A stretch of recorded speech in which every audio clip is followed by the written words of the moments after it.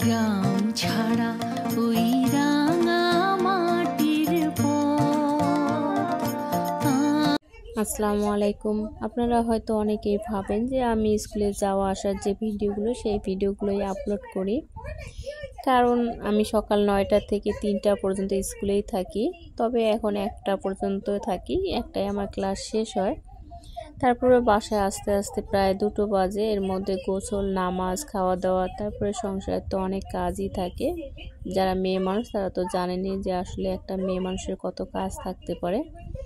যেহেতু আমার সংসারে আর কেউ নেই, এই জন্য আরও কাজের চাপটা একটু বেশি। আর ছোট মানুষ থাকলে তো তার পিছেই অনেকটা সময় চলে যায়।